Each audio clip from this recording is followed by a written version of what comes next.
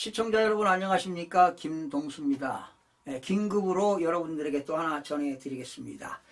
12월 3일 날 선거연수원에서 99명 중국인 간첩들이 평택항을 통해서 오키나와로 압송됐다는 소식을 전해드렸는데요. 그 중에서 주범자들은 미국으로 신병이 확보됐다는 소식입니다. 그 내용 전해드리겠습니다.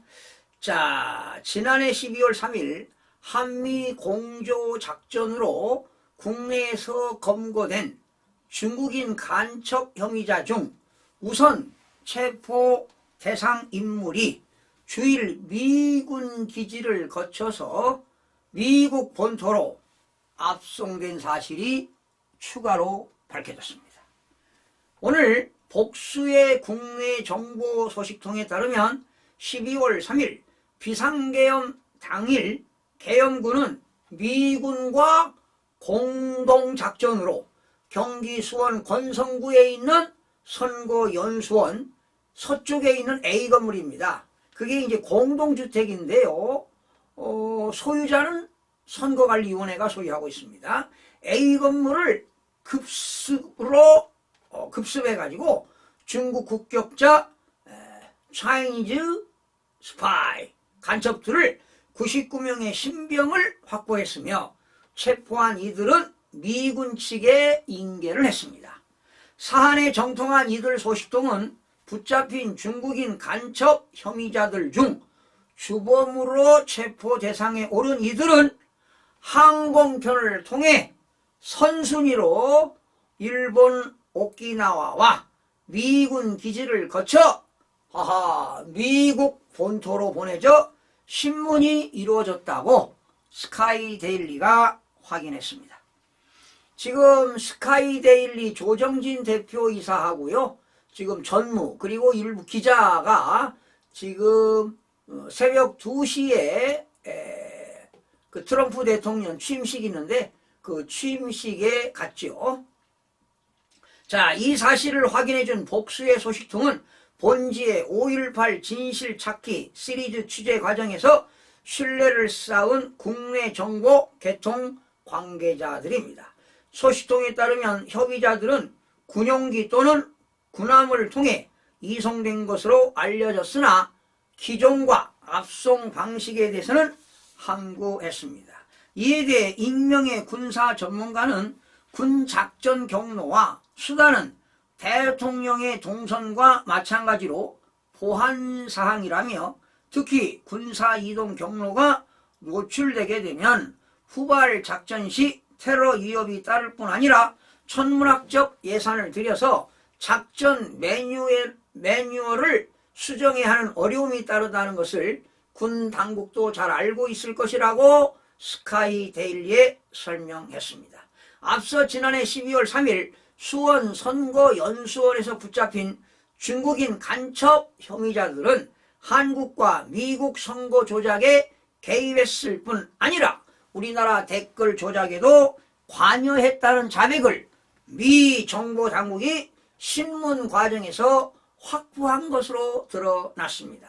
이들은 또 외국인 연수생 신분을 가장해 한국에 체류하는 동안 6개월을 주기로 교체되면서 이 중 일부가 업무에서 제외된 후 실업급여를 받은 사실이 확인돼서 충격을 주고 있습니다. 조금 전에 설명해드렸죠. 실업급여까지 받았다고요. 이 밖에도 중국인 간첩 혐의자들은 프로젝트 나무목의 사람인자 목인으로 알려진 인공지능을 접목한 매크로를 개발해 국내 여론 조작에도 관여한 것으로 나타났습니다. 목인은 AI를 훈련시켜 사람처럼 댓글을 다는 고도화된 매크로의 일종입니다.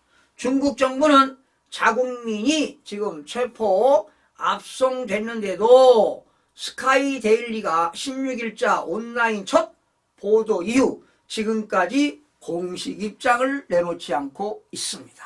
자, 중국도 아무 소리 않고 있지요. 일본도 그렇지요. 미국도 그렇지요. 지금 한국의 언론들은 뭐 알 수가 없으니까 항구하고 있겠죠.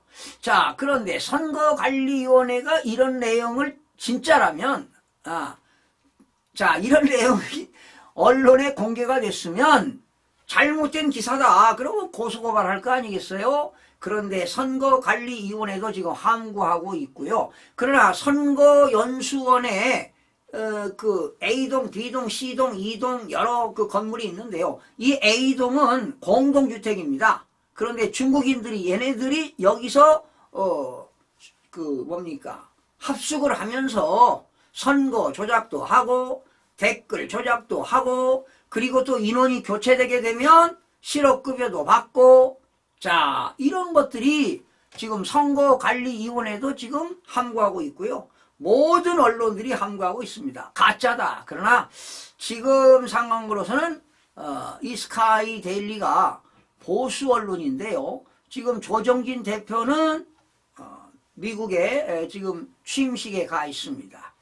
아마도 이번 주에 특정의 특종이 터질 것으로 보입니다. 그래서 지금 선거관리위원회도 지금 뭐 벌벌 떨고 있을 겁니다. 예.